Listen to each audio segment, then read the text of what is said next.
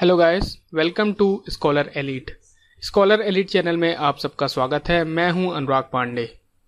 जो भी लोग इस वीडियो को पहली बार देख रहे हैं, अगर वो सब्सक्राइबर नहीं है स्कॉलर एलीट के, तो उन्हें मैं कहना चाहूँगा कि आप सब्सक्राइब कर लीजिए चैनल को। अगर आपको कोई वीडियो अच्छा लगता है तो वीडियो को लाइक ज़रूर कीजिए और शेयर कीजिए अपने दोस्तों के साथ।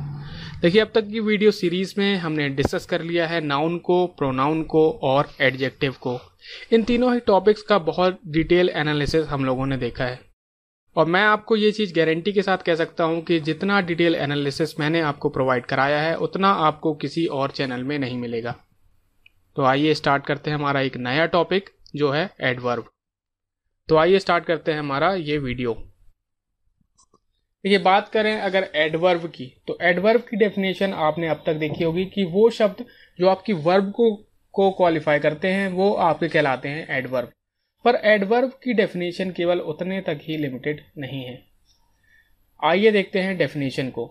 An adverb is a word that qualifies N adjective, a verb and another adverb. तो मतलब आपका एडवर्ब जो होता है वो वर्ब को तो क्वालिफाई करता ही है, इसके साथ ही वो आपका एडजेक्टिव को भी क्वालिफाई करता है और वो किसी दूसरे एडवर्ब को भी क्वालिफाई कर सकता है। जैसे कि अगर एग्जाम्पल की बात करें तो राम इज वेरी स्मार्ट। देखिए, राम है यहाँ पर नाउन और स्मार्ट जो है वो कर रहा है इस नाउन को क्वालिफाई। तो ये स्मार्ट है जो वो है एडजेक्टिव। पर ये जो वेरी लगा हुआ है, अब ये वेरी जो है वो स्मार्ट को कर रहा है क्वालिफाई। तो ये जो वेरी है वो एक एडजेक्टिव को कर रहा है क्वालिफाई। तो ये हो गया आपका एडवर्ब। तो वेरी जो है यहाँ पर वो है एडवर्ब। अगर दूसरे सेंटेंस की बात करें तो ही लाफ्स लाउडली। ही है फिर से आपका प्रोनाउन और जो लाउडली है वो क्वालिफाई कर रहा है इस लाफ को जो कि है वर्ब। तो ये जो लाउडली है ये कर रहा है वर्ब को क्वालिफाई, तो ये है यहां पर एडवर्ब। अब देख लेते हैं दूसरे सेंटेंस को। She danced very beautifully. देखिए, शी है यहां पर फिर से आपका एक प्रोनाउन, डांस्ड है आपका वर्ब और ये जो ब्यूटीफुली है ये ब्यूटीफुली आपका इस डांस्ड को कर रहा है क्वालिफाई, मतलब कि ये एक वर्ब को कर रहा है क्वालिफाई। तो ये है आपका एडवर्ब।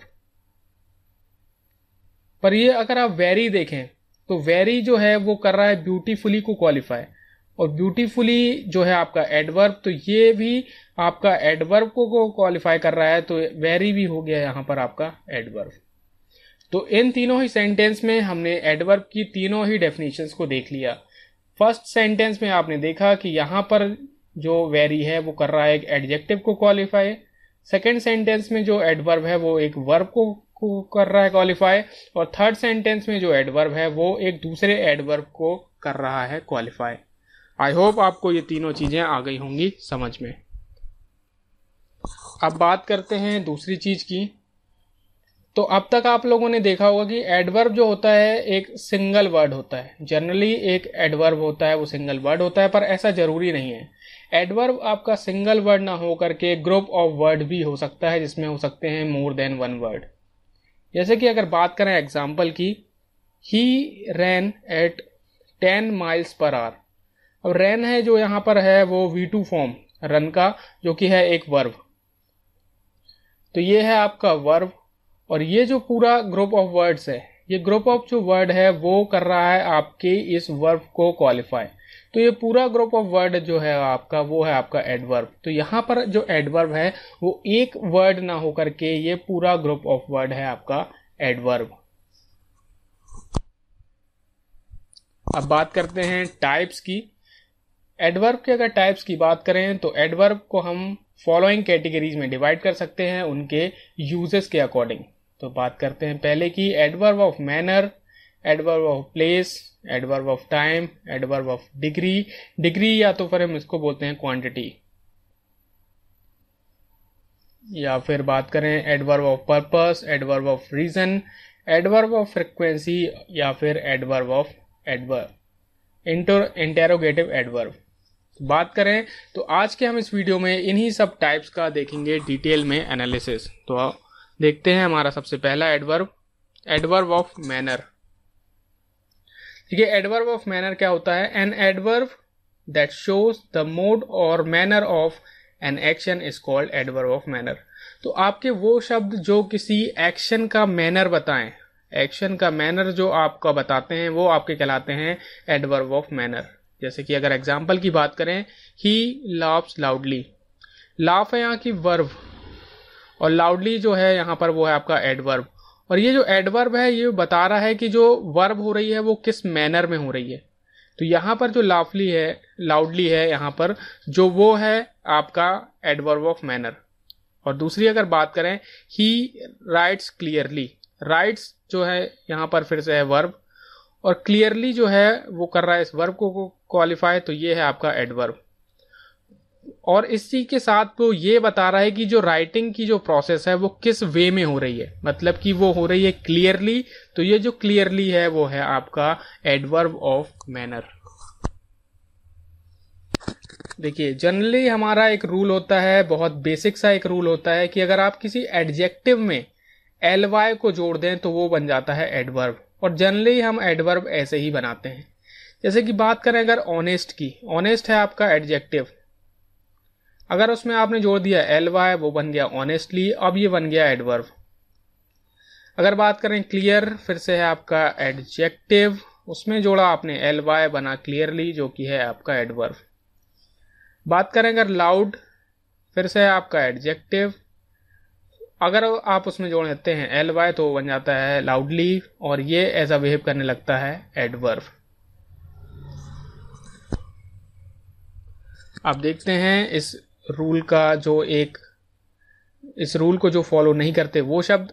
अगर बात करें फर्स्ट की, फास्ट की, हार्ड की या लास्ट की, देखिए ये बहुत इंपॉर्टेंट रूल है और ये जो ऐसे शब्द हैं ये उस रूल को फॉलो नहीं करते, मतलब कि ये अपने ही आप में एडजेक्टिव और एडवर्ब दोनों जैसा बिहेव करते हैं, तो इनके साथ आपको ly लगाने की बिल्कुल जरूरत नहीं है।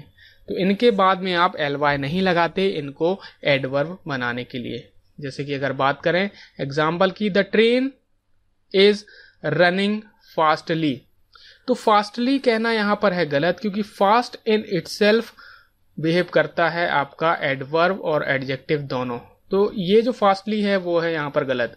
The train is running fast होता आपका सही और वो फास्ट वहां पर होता आपका एडवर्ब।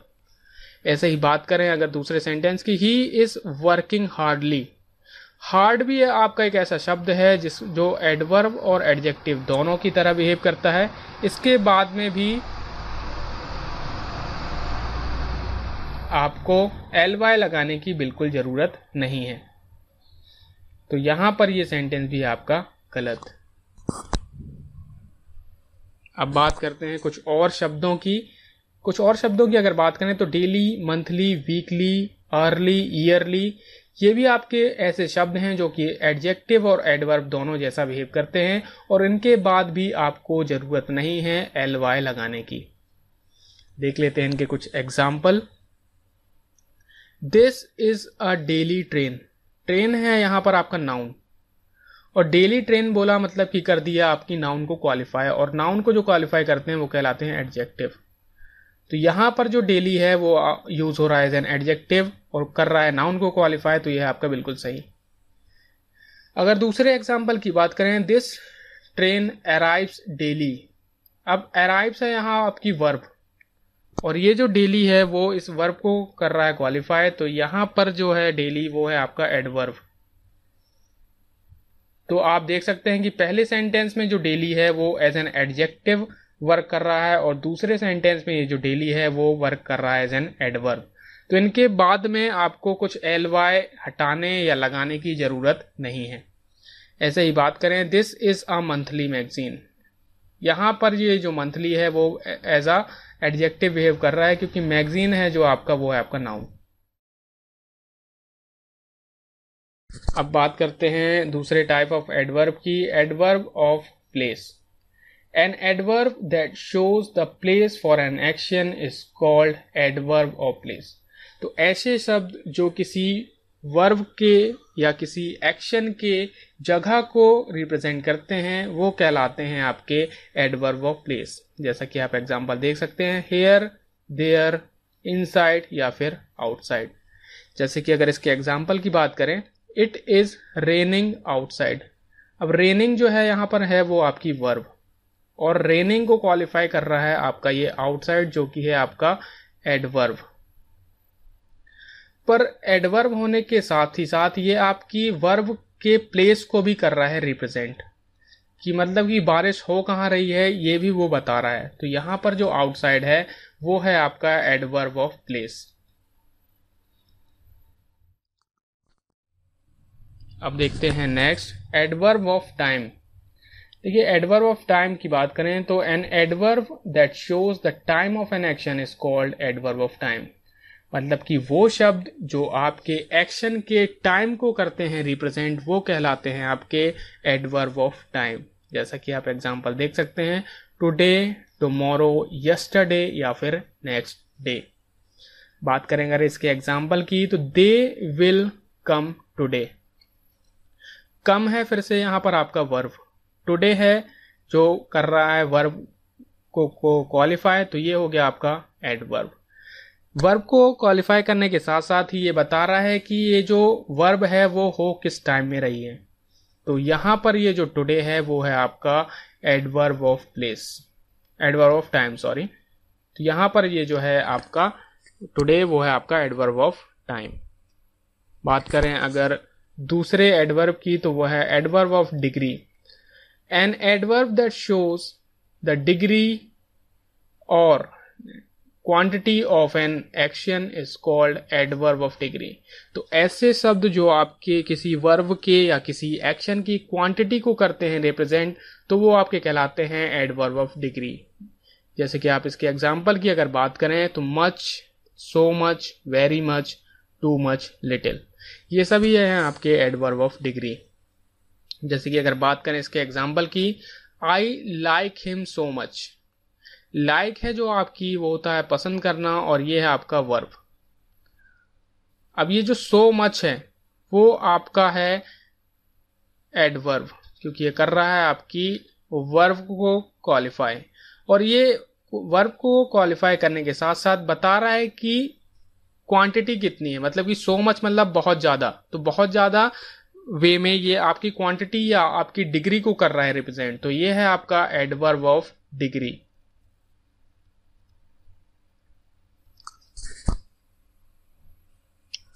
बात करें नेक्स्ट हमारे टाइप की तो वो है adverb of purpose. So N adverb that show the purpose of an action is called adverb of purpose. तो आपके वो शब्द जो कि किसी एक्शन के पर्पस को शो करते हैं वो आपके कहलाते हैं एडवर्ब ऑफ पर्पस। जैसे कि बात करें इसके एग्जाम्पल की तो वो होता है to play, to sing, to dance. बात करें अगर इसके एग्जाम्पल की, I am going to play cricket. अब यहां पर गोइंग है जो वो है आपका वर्ब है, और टू प्ले जो है वो कर रहा है इस वर्ब को क्वालिफाई, तो यहां पर ये है आपका एडवर्ब। एडवर्ब होने के साथ साथ ये आपके वर्ब के पर्पस को भी शो कर रहा है कि आप जा किस पर्पस से रहे हो। तो यहां पर जो टू प्ले है वहां ये आपके एक्शन के पर्पस को शो कर रहा है, तो ये है आपका एडवर्ब ऑफ पर्पस।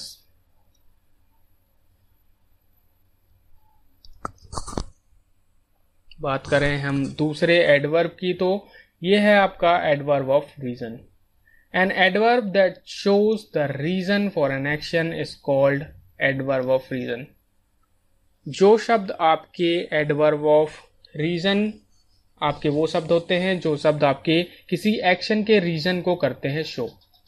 जैसे कि आप एग्जांपल देख सकते हैं, due to, owing to, since या बिकॉज। अगर बात करें इसके एग्जांपल की तो he failed because he did not work hard. तो यहां पर है फेल्ड जो है वो है आपका वर्ब, और बिकॉज है जो आपका वो है आपका एडवर्ब ऑफ रीजन, जो कि आपका शो कर रहा है कि किस वजह से वो जो है वो फेल हुआ। तो यहां पर ये जो एडवर्ब है वो कर रहा है आपकी वर्ब को क्वालिफाई और बता रहा है उसका रीजन, तो बिकॉज हो गया आपका एडवर्ब ऑफ रीजन। ऐसे ही अगर बात करें दूसरे एग्जाम्पल की, I will not talk unless you apologise. Talk है यहां पर फिर से आपका वर्ब,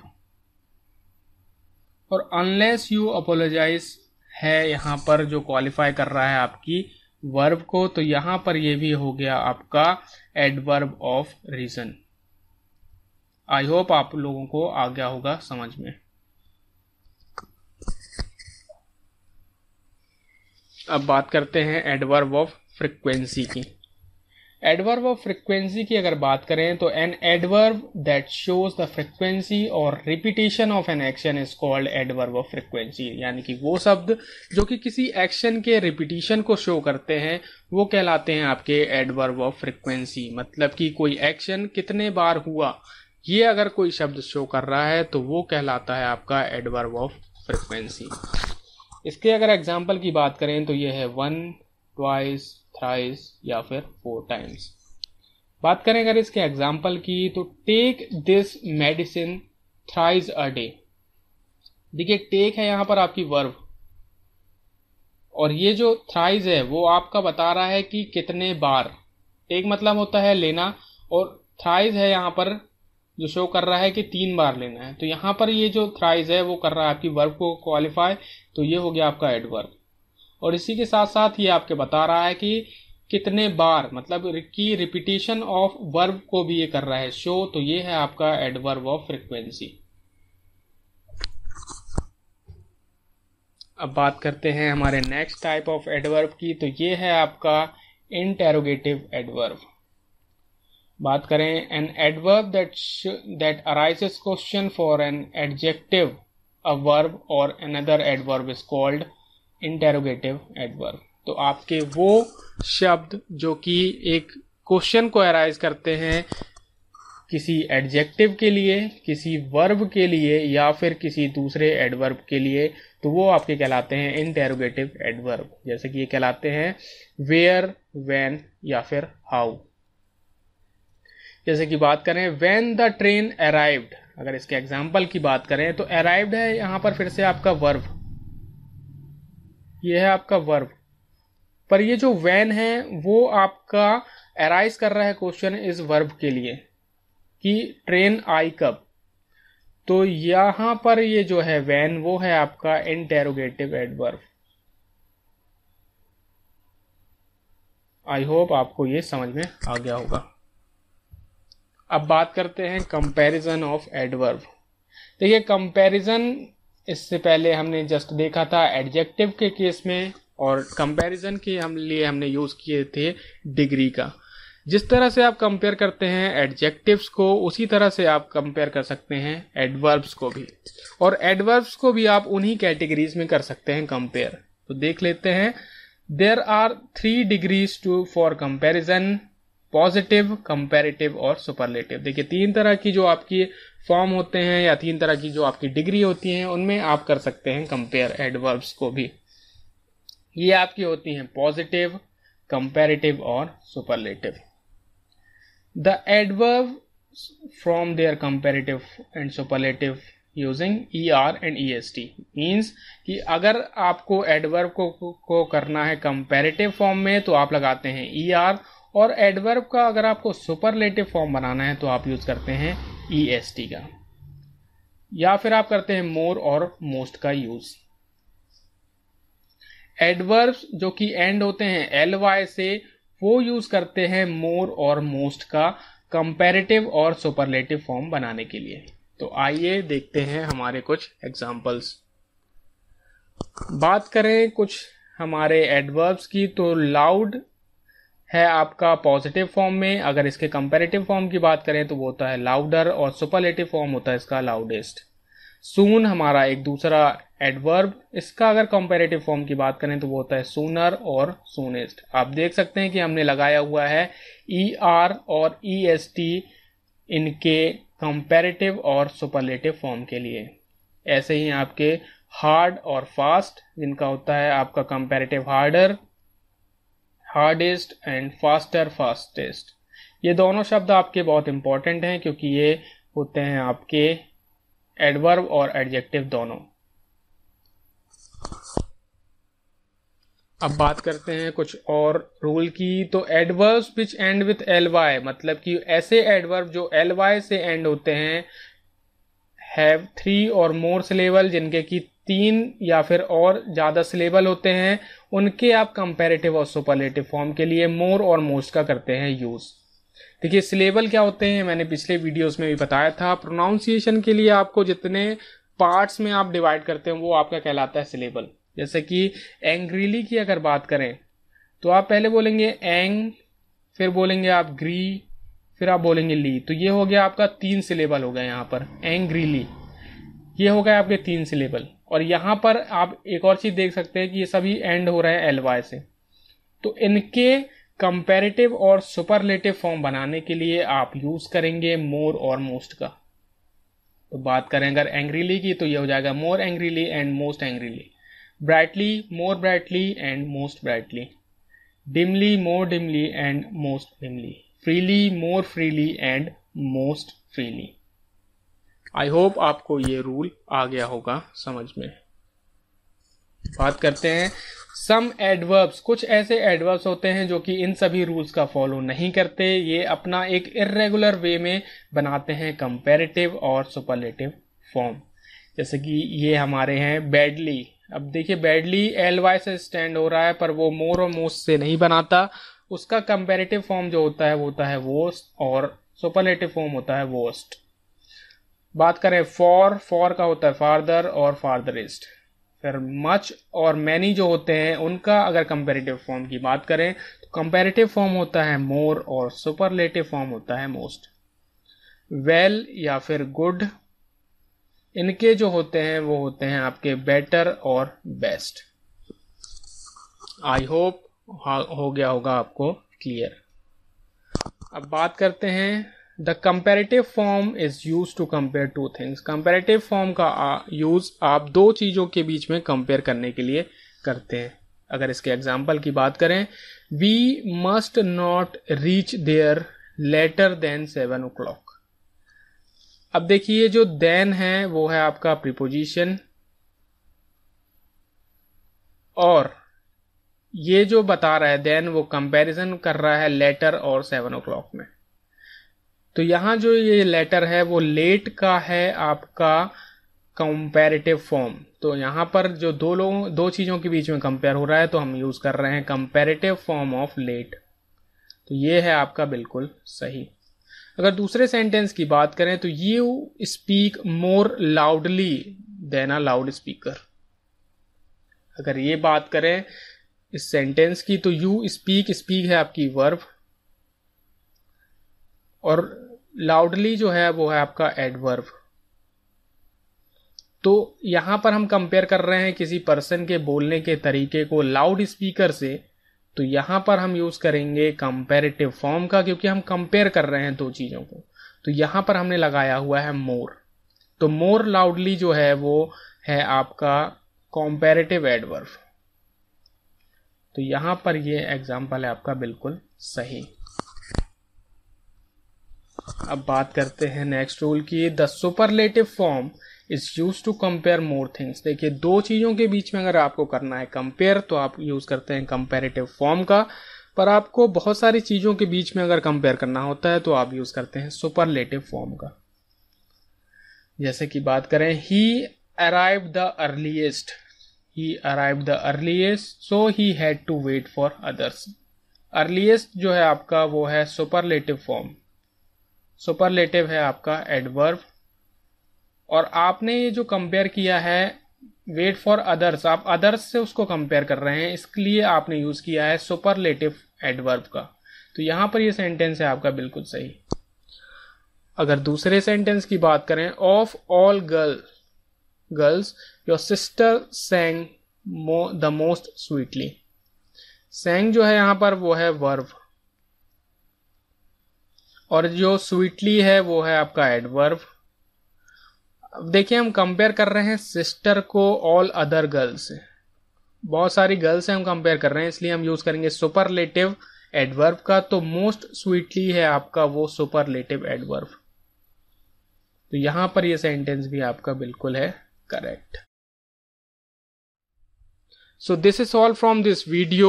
ये एक बेसिक पार्ट था, तो हमने बहुत सारी बेसिक चीज़ों को डिस्कस किया है। आगे आने वाली वीडियो में हम बहुत सारे एडवर्ब्स देखेंगे और उनके देखेंगे यूजेस। आई होप आपको ये वीडियो जरूर पसंद आया होगा। अगर आपको ये वीडियो पसंद आया तो वीडियो को लाइक करना ना भूलें और सब्सक्राइब कीजिए स्कॉलर एलीट को। Thank you.